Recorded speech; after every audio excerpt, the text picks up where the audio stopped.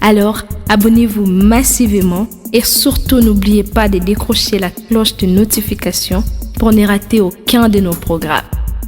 RK Pro TV.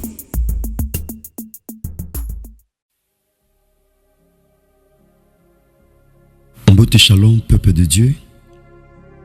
Mes beaux amis partout à travers le monde entier.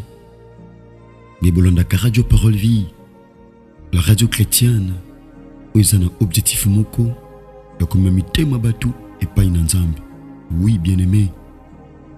Nous avons un numéro à Sika, dans l'émission Parole Vie, une émission à caractère évangélique, animée par votre humble frère, le frère Herbie Ritibisiamo. Bien-aimé dans le Seigneur, le bâtard unios. Bien-aimé, la te abisso maïté, ma foutate, mon wate, singapete. Mais je prêche Jésus-Christ de Nazareth, lui qui était monté à la croix. Nzambo tondimela, Nzambo tout ça la confiance. Nzambo batali sanga, balaki sanga Nzambe musute, Nzamba libumuté ya kwangate, ya lipate, mais batali sanga Nzambo amata na croix. Yesu Masia Nazareth Nzamba solo pe a bomoy. Nzambo tatananga de la foi la kisanga. Bien-aimé dans le Seigneur, vous savez, viens moutou et fain tsamina liloba. Zana ba tebele lelo. Bazo prospérer. Pourquoi? Parce que bazo liloba na Nzambe, ba tiangone misala. Oui. Nzamba zo yebisa Josué, bien-aimé dans le Seigneur. Dans le chapitre 1er, verset 8. Abi que ce livre de la loi ne s'éloigne point de ta bouche, mais tu le méditeras nuit et jour, afin que tu réussisses dans ce que tu fais, afin que tu aies du succès dans tes entreprises. Ça, c'est la parole de Dieu. La parole de Dieu est la source du succès. Et on a mission à parole vie. On voit la parole et on voit la vie. Or, la vie, c'est une personne. C'est la personne de Jésus-Christ de Nazareth, celui qui était monté à la croix. Lui qui dira, Père, tout est accompli. Prions le Seigneur. Seigneur éternel, tout péché, merci. Nous te disons merci pour ces moments essentiels et importants que tu nous offres. Seigneur, nous recommandons ces moments entre tes saintes mains. Il est dit, dans les détresses, de crier à l'Éternel et l'Éternel a envoyé sa parole. Seigneur, que la parole de ce matin puisse nous délivrer, puisse guérir le malade. Seigneur de grâce, afin que Christ soit réellement glorifié, toi qui es la parole faite chair, dans le nom de Jésus-Christ de Nazareth, que nous avons ainsi prié et déclaré. Amen. Bien-aimé, source à succès. Bien-aimé, c'est dans la parole de Dieu. Voilà pourquoi la Bible nous dit, Christ a zoyé bisaba disciple. Dans Matthieu chapitre 7, dans verset 24, Christ a zoloba. Quiconque entend les paroles que je dis et le met en pratique sera semblable à un homme prudent qui a bâti sa maison sur les rocs. J'aime la parole. Mutu oyo azoyo kamaloba o nazoloba. Pe azotia ngona misala. Liloba na Nzambe basuka akate na koyoka. Pona kobika ba effet ya liloba na Nzambe, il faut nécessairement ko tia ngona misala.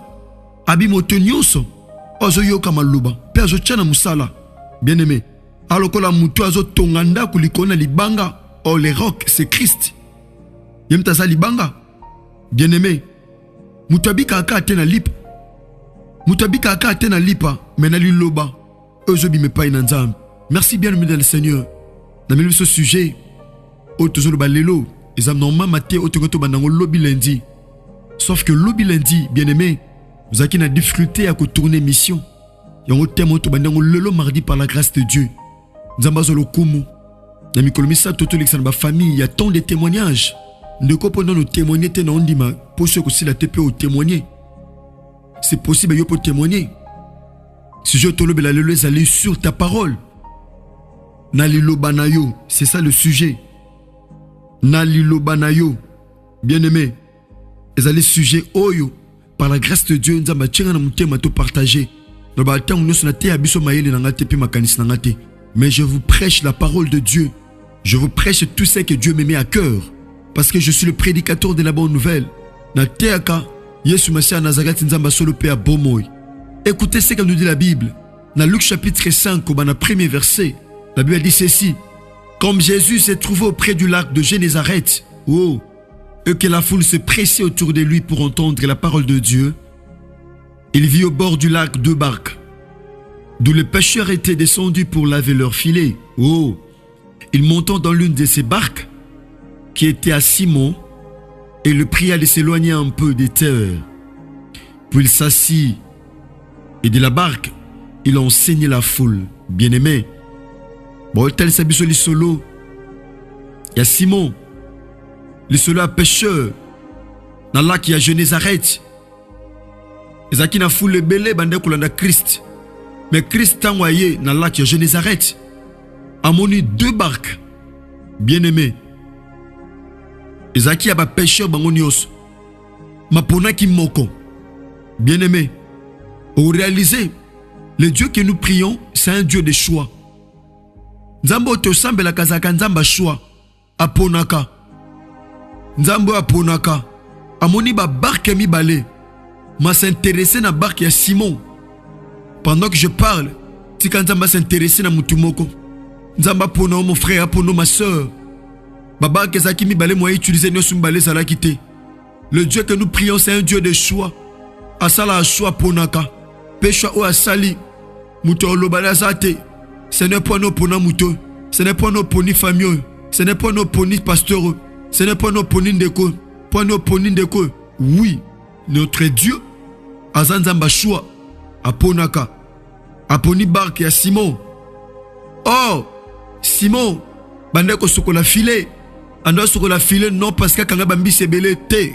Pourquoi parce que a choix qui na pêche. A sokola filet. Et zamba te belé ko réaliser. Banda raté loko luka filet comme salete. Filet za kondima na yo. Kondime sengele za entretenu.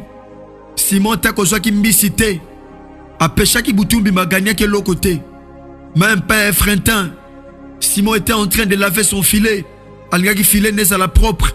Combien d'enfants de Dieu, chers auditeurs, batuboni le batika filet salete. Batika filet vindo. Pourquoi? Parce que filet pese mbisité.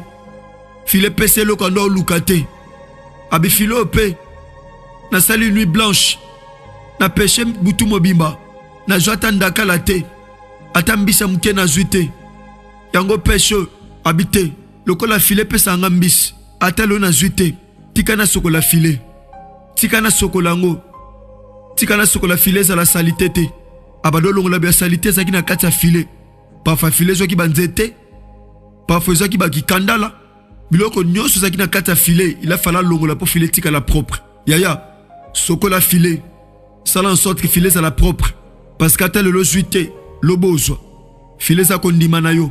Ne perds pas l'espoir. La Bible dit il y a de l'espérance pour tous ceux qui vivent. Vaut mieux un chien vivant qu'un lion mort. Attendons nos huit lokozo lukayaya. C'est possible. En est aussi lobo était mon frère, ma soeur. Salaire confiance. Kotika filet salitete. Kotika te kana motoza. C'est possible nzamba visiter yo. Atozo gite na debi à année. Atozo gite na janvier. Atozo gite na février. Mais na mois novembre to koti c'est possible nzamba sala quelque chose. Nzamba pambolon de ko lobi amen. Nzamba pambolon de ko lobi amen. Nzamba pambolon de konanga o lobi amen et paix aux amis. Yaya na tia kaka basi pia kondima. Na tia kaka basi pe mibala kondima. De ko zondima. Yaya tika bolamo nzambe za likolo na yo. Yaya sokola filet. Oye simba gite na debi à année. Oye simba gite na ba mois oye leki. So kangi nzambe na tempé na circonstance. C'est possible ça la quelque chose na vie na yo. Pierre abe ko tika filet salité. Abe filet sunganga. Ngoza outil ya travail nanga. Na koki jamais ko tika ngoza la vindo. Il faut na sokola ngo. Yaya Simon do sokola filet. Tango Christ aye. Aye ko kuta Simon sokola filet. Bien-aimé. Amatina moka ba barque aponi barque à Simon. Ba barque ezaki mi bale maponi à Simon. Bien-aimé. Abondeli alongwa. Amata mkina mabele. Yesu afandi na boîte. Andi ko sale la boîte à Simon. Christ nzambe mais a défi boîte à Simon. Simon oya échoué ki na butu parce que pêche ça la mana boîte. Face na boîte ozo kende tina katikati ya mai. Azo boîte ka filet peut permettre bambisa ko zoacha na kati ya boîte. Mais na kati ya boîte on eloko ezala kité. Kaka boîte wana pa ratela ki bambisi. Yango Christ asengaki. Christ asengi boîte. Christ bando teya. La Bible dit dans verset 4, Lorsqu'il lui cessait de parler, oh, il dit à Simon, avance en pleine eau et jetez vos filets pour pêcher. Yaya, tel est le verbe Christ à conjuguer. Abi, avance en pleine eau. Abi, posana na mozindo.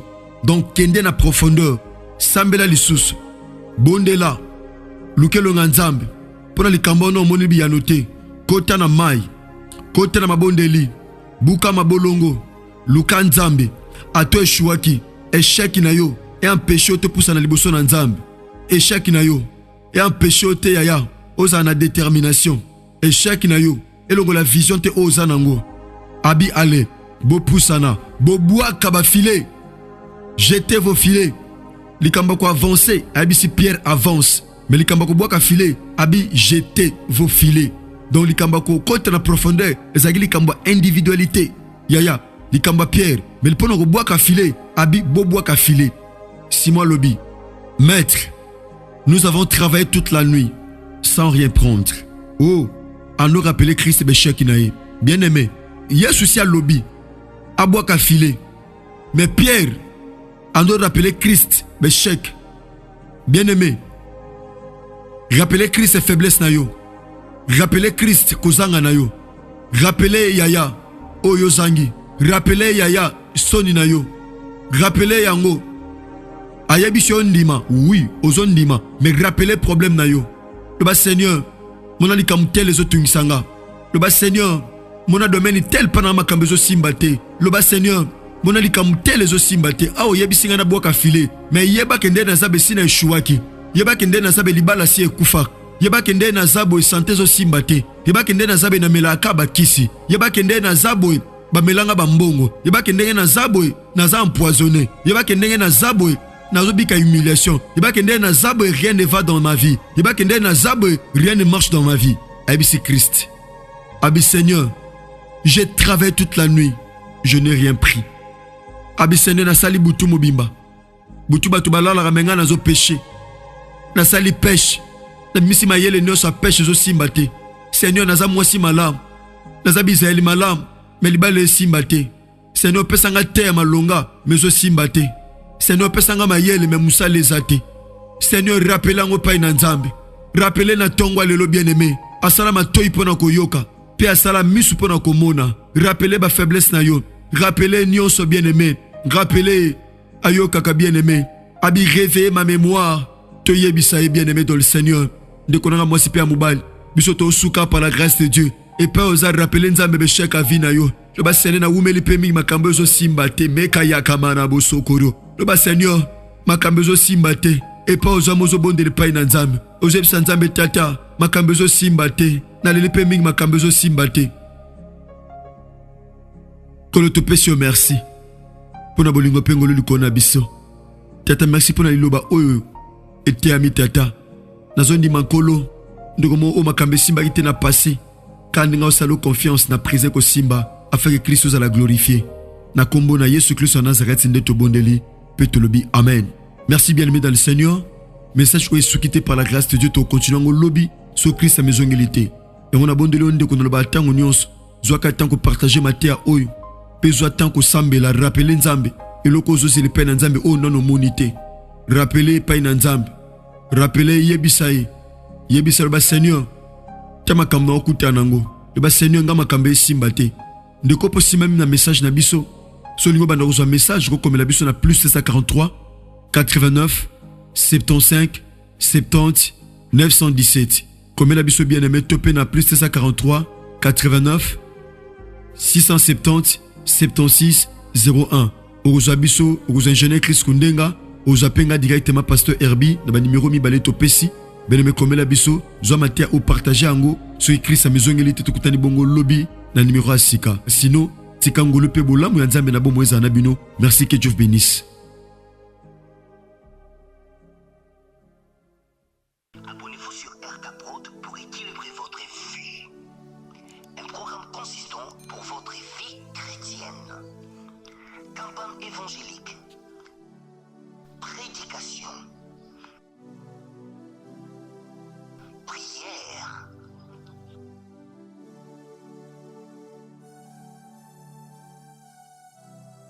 enseignement biblique, divertissement,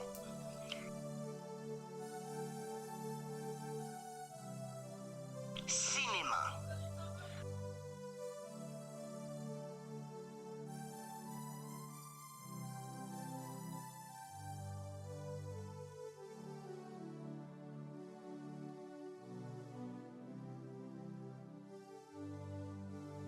musique. Alors, abonnez-vous et n'oubliez pas de décrocher la cloche des notifications pour être informé à